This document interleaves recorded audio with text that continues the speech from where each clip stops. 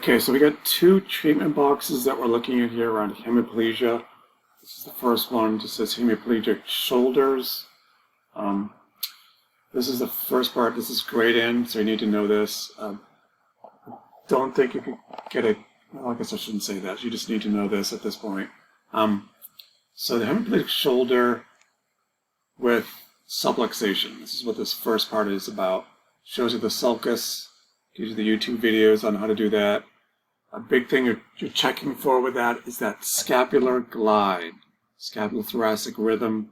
Are they asymmetric? Are they different? Are they they're gliding the same? Is one lagging behind the other? Is one not protracting and retracting at all? Really need to check that out, because it's the first thing I would start with a stroke shoulder, because it can be a big problem if they aren't, and if they are not gliding the way they should. Then you might think about passively arranging the scapula, like we did in class. Some e-stim around the scapula. Commonly, they'll report pain around 90 degrees of shoulder flexion and abduction if they do have scapular issues. So be very, very conscious of that with these shoulders. Precautions, again, no overhead movements, no fast movements. You need to facilitate that scapula if you're going to get that shoulder going. Stretching from that closed chain position. I don't know how you can see over here, but these are examples of exercise and stretching from a closed chain position. The closed chain, she's fixed on the wall, so she can stretch by, crouching down, coming up, going from a flexed elbow to a straightened elbow, doing the same thing with the therapy ball. It's dynamic, it's more challenging to the shoulder, which is a good thing. If they're ready for it. Here, you're doing it over a therapy ball. I've done this with people that have been quite disabled. Takes two of us, me and the PT, used to do this a lot at people's homes. Get them over the ball, get them on all fours, and she can reach out, fixed closed chain with that hemiplegic shoulder. Those are all great things to think about. The sling, think carefully about a sling if you want to use a sling. These slings, which allow more natural movement, weight bearing of the shoulder, are better. Again, avoid the slings to get them into internal rotation. Lap trays on the wheelchair can be good for positioning support. Sleeping, avoid that impingement thing. Extend the elbow, put some space in there, abduct it a little bit.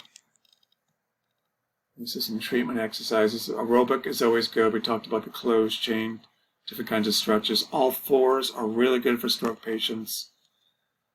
Active assistive range of motion. I think we may mention this one, especially let's say they're supine, have a hard time getting them up, maybe you're by yourself. Just have them clasp their hands together, and they can protract or extend their elbows and come up. A little bit of shoulder flexion with that one. And then active range of motion. Be careful about those pulleys, can create problems. Mirrors are great. Motor control, mental imagery, there's a separate box on that one. Kinesiotaping we talked about. The e-stim is also good. And then down here, it's not great. Don't need to know it for the exam. It's the same thing, basically, just without the subluxation precautions. And then a good place to start is just kind of down and dirty with subluxation and with no subluxation, how to treat it, some general principles, kind of condensing all this down to this. You might want to start here in terms of trying to understand this for the midterm exam. Okay, so that's that one. And then the other one, this gets into different things. This gets into motor control theory, task-oriented approaches, strong evidence for that, starting with lower level, gross grasping kind of things. Think about all these different functional things you can do at a lower level. It gives you all kinds of examples. And then bilateral and fine motor kind of coordination is all good.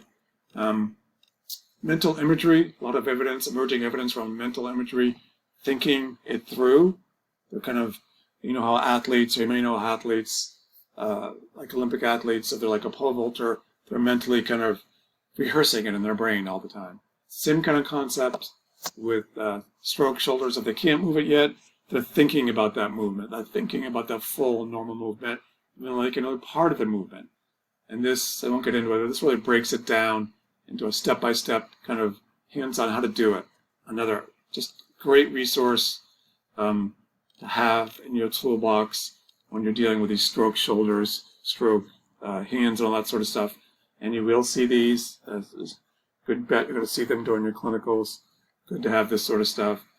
This is the E-stim. It kind of breaks that down, just general stuff. Not doing that in the lab, but it just gives you some kind of general stuff on the evidence and how it works, what it does. Good to kind of know the general principles of this. Could be some questions on this on the board exam.